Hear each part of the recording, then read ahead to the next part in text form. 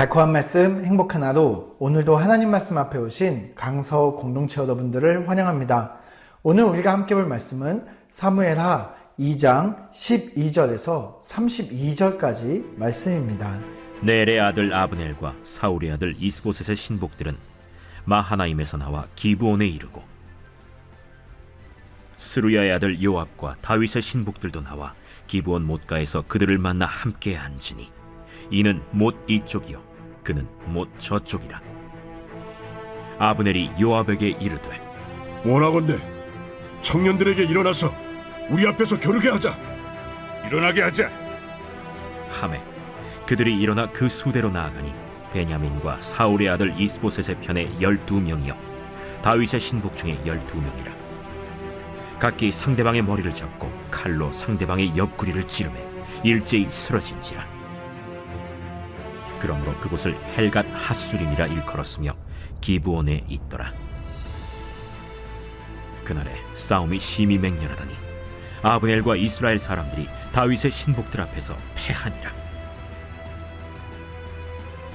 그곳에 스루야의 세 아들 요압과 아비새와 아사헬이 있었는데 아사헬의 발은 들노루같이 빠르더라.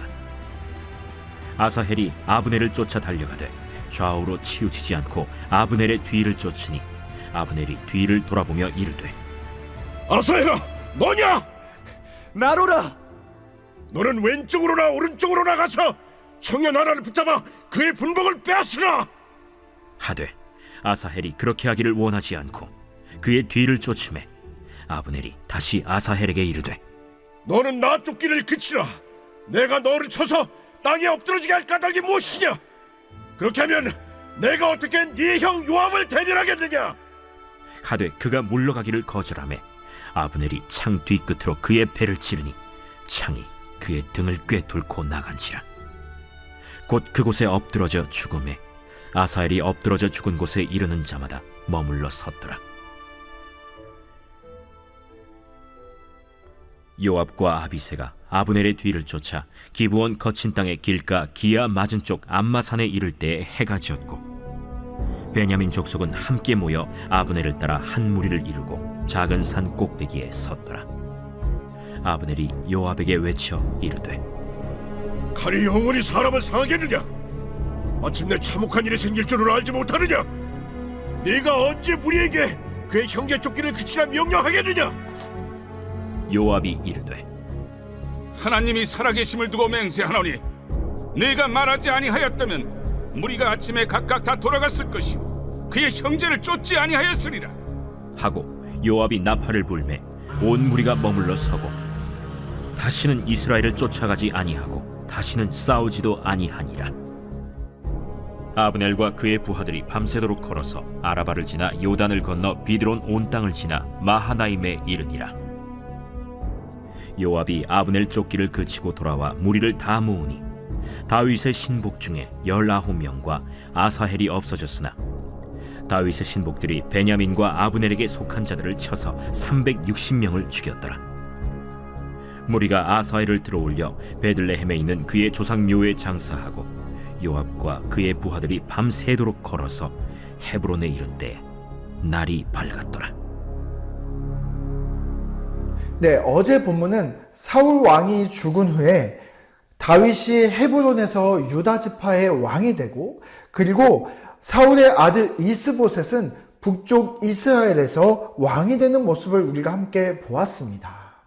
그리고 오늘 본문은 이 두 남유다와 북이스라엘의 중간 지역이었던 국경을 마주하고 있는 전략적 요충지인 기브온에서 이 두 군대가 배치되는 모습을 오늘 보여주고 있습니다.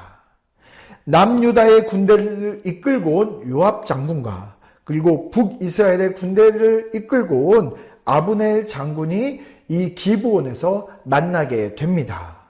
그리고 이 둘은 참으로 이상한 제안을 서로 주고받는 모습을 우리가 볼 수가 있습니다. 14절 말씀을 함께 읽어보도록 하겠습니다. 아브넬이 요압에게 이르되 청하건대 청년들에게 일어나서 우리 앞에서 겨루게 하자. 요압이 이르되 일어나게 하자 하며, 네, 아브넬이 이상한 제안을 하죠. 양쪽 대표 12명의 청년들을 뽑아 겨루게 하자라고 제안을 합니다. 여기 청년들이라는 표현은 어린 병사들을 의미하는 것이 아니라 전문 병사들, 다시 말해서 훈련된 병사들 중에 최정예 멤버들을 의미하는 단어입니다. 그 최정예 멤버 12명을 뽑아서 서로 겨루게 하자라고 이야기를 하는 거죠. 여기 또 겨루게 하자라는 의미는 장난하게 하자라는 것입니다. 다시 말해서 아주 사사로운 제안, 아주 사사로운 의미에서 이 전쟁이 시작되고 있음을 보여주고 있습니다. 양쪽 군대 최정예 전사들이 생명을 걸고 전쟁 게임을 하기 시작하는 것인데요. 이 사사로운 전투였지만 점점 그 전투가 과열되는 모습을 오늘 본문에서는 보여주고 있습니다. 결국 이 전투에서 양쪽 군사들이 점점 과열된 분위기 속에서 이 각각 12명씩 24명의 최정예 전사들이 싸움 끝에 모두 죽게 되는 모습을 보여주고 있습니다. 그러나 이 전투는 이것으로 끝이 아니었습니다. 우리 17절 말씀을 함께 읽어보도록 하겠습니다. 그날에 싸움이 심히 맹렬하더니 아브넬과 이스라엘 사람들이 다윗의 신복들 앞에서 패하니라. 네, 대표 전사 24명의 죽음 앞에 혈기 어린 양측의 군사들이 이성을 잃어버리고 전면전으로 싸우기 시작합니다. 결국 이 전투에서 다윗의 군대가 승리하고 패배한 아브넬의 군대는 도주하는 모습을 보여주고 있습니다.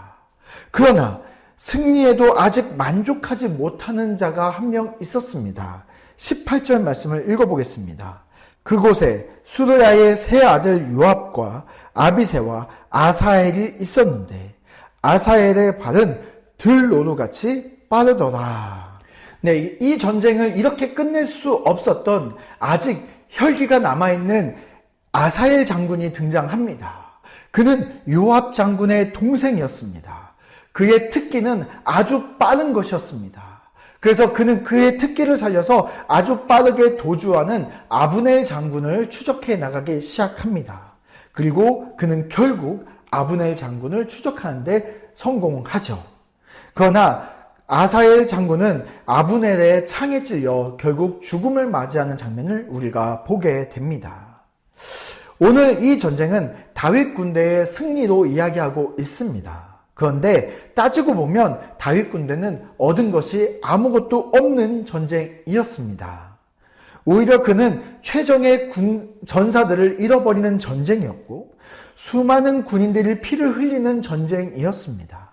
그리고 뛰어난 장군이었고 요압 장군의 동생인 아사엘 장군까지 잃어버리게 됩니다. 결국 승리한 다윗 군대도 그리고 패배한 이스라엘의 군대도 모두 다 큰 피해만 남게 되는 전쟁이었던 것이지요. 우리 사랑하는 강서 공동체 여러분, 오늘 본문의 전쟁 이야기는 아주 사사로운 감정으로 시작된 이상한 전쟁이었습니다. 근데 또 하나의 이상한 전쟁의 모습이 나타나는데 그것은 그 어디에도 하나님이 등장하지 않는다는 사실입니다.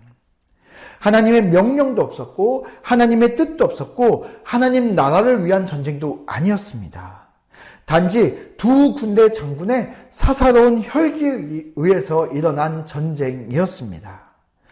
어제 본문에서 하나님의 뜻을 구하며 헤브론에 멈춰 서 있는 다윗의 모습과는 뚜렷하게 대조되는 모습을 볼 수 있습니다. 하나님 없이 빠르게 이스라엘을 통일시키려는 두 군대 장군의 사사로운 혈기와 열심만 보였을 뿐이죠.